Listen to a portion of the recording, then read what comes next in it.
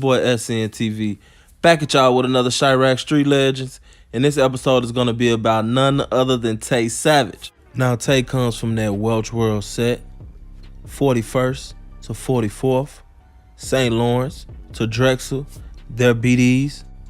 I think that one of the most interesting things about Tay Savage is the fact that he was able to hang around a lot of different sets that were beefing. Like, for instance, Tay Savage was close to 600. He was close to 4-6. He was close to Mubu. He was also close to Melly, which was 051. And Tay Savage was known in the streets as the Michael Jordan of the Rob game. Tay Savage has a reputation of being a jackboy. According to rumors, he once robbed Ball Out and stumped him out for saying fuck Welch. He also, according to rumors, robbed Lil Vernie from 300. According to Mubu Crump, Tay Sav actually used to have THF Bezu and 051 Melly in the same car. So the respect level that you have to have those two enemies, or would turn out to be arch enemies, in the car together says a lot about how much those guys had respect for you. And 051 Melly confirmed on his Twitter account that they actually did used to be together. There was a point in time to where Tay was the only one from Welch World that was doing anything in the streets, and even his ops knew this. He actually had guys make tweets saying that they wanted him free because the war has gotten boring. And I think that one reason why Tay Savage has so much of the respect that he has is because the idea of one man going against a whole gang is iconic. It's like Tay Savage is looked at as a one-man army.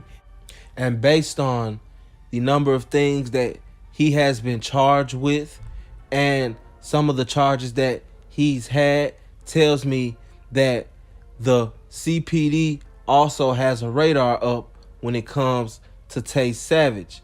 Now, we know exactly how dirty the CPD is, and they've actually been known to give away delicate information about certain sets to their ops in order to either get them locked up or get them killed. So the CPD is the last people that you want on your ass, and once these reputations are developed, eventually it circulates enough from the streets into the police station where they begin to hear about people, then they begin to picture people, then they begin to put the pieces to the puzzle together, and they do everything that they could to get you off the streets. So one day, May 15th, 2010 to be exact, a guy that goes by the name of Welch, or Gucci, was walking on East 40th Street and South King Drive, and he ended up getting killed. Now, the newspaper clearly said that another man was injured when it happened, and that the other man was shot in the leg, but they didn't display the name or they didn't display the age of the man. Some people believe that this man that was walking with Welch that was hit was actually Tay Savage, and he wasn't hit in the leg, he was actually hit in the upper torso, and he also almost lost his life. Now, after Welch was killed and the other man injured, it became widely known that Neef and Cess from the Ave, aka the Chiraq Bonnie and Clyde, were the ones that were responsible for doing the hit, with Cess being the getaway driver and Neef being the one that pulled the trigger. So only 9 months later, Cess was killed attending a party on the 2600 block of East 75th Street. As she was getting out of her car, somebody walked up, shot her, and ran off. She was took to the hospital where she was pronounced dead. She was shot in her upper right leg, her upper left leg, her back, her right chest, and twice in her stomach.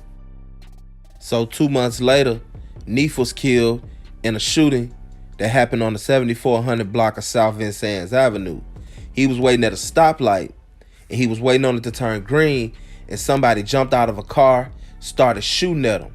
So Neef started trying to get away, and he put the car in reverse, and when he started reversing, the person started running towards him, shooting. So he ended up hitting the car, crashing. After he crashed, the person kept shooting, making sure that he was dead. Tay Savage ended up being charged with both of these murders after he was already locked up on unrelated charges. Timberlake was already in custody on aggravated vehicular hijacking, armed robbery, and aggravated unlawful restraint charges stemming from an attack in July. According to police, Timberlake and another man robbed two men in the Bronzeville neighborhood in July. The two men robbed, 21 and 22, were standing outside a 1985 Chevy Monte Carlo in the 600 block of East Bourne Avenue when Timberlake and another man ran through their pockets and fled the scene in the Monte Carlo. So Tay Savage ended up beating not only one case, but both cases because the police had no evidence against him. They had to let him go. So later in that same year, August 2011, Sess's brother Jamal Streeter and her baby daddy, Aramis Beecham, spotted Tay Savage at Metcalf Park. When they spotted Tay Savage, they immediately jumped out the car and started shooting. Now, everybody was able to break and duck for cover except for the basketball players that were vulnerable in the middle of the court. So a young brother by the name of Darius Brown that was 13 years old, and he was actually an aspiring basketball player. He was shot and he was killed. And to this day, there's a beef between a set that goes by the name of BBG and 757 for this situation right here. Tay Savage is currently incarcerated where he has been since 2014 for that carjacking incident. And I just think that since he'll be getting out pretty soon, if he used his street reputation and maybe try to rap, I think that he can possibly be successful. I mean, we see where, King Von has gone, and Tay Sav will actually more than likely have that backup from Durk. I noticed that Durk was following his Twitter account, so he's definitely in tune with Durk. And I know y'all may say, SNTV, you say that that's the solution to everything. No, I just see how he can get out and he can actually be productive to society because all he got to do is pick up a microphone and it'll be just that easy. Then he'll begin to bring in and stream revenue from a different source. And a lot of times, once you're able to make money outside of the streets, it breaks your interest towards the streets. I feel as though when he gets out, a lot of power will be given to him. A lot of responsibility will be placed upon him. A lot of people, a lot of children will be looking up to him. So it's definitely his choice on whether, he want to stay in the streets or he want to pursue something higher than that where he can actually get a bag, get out the streets, and feed his people. We will see. This was the story of Tay Sav. I hope y'all enjoyed it. If you haven't, like, comment, and subscribe. It's your boy, SNTV. I'm out.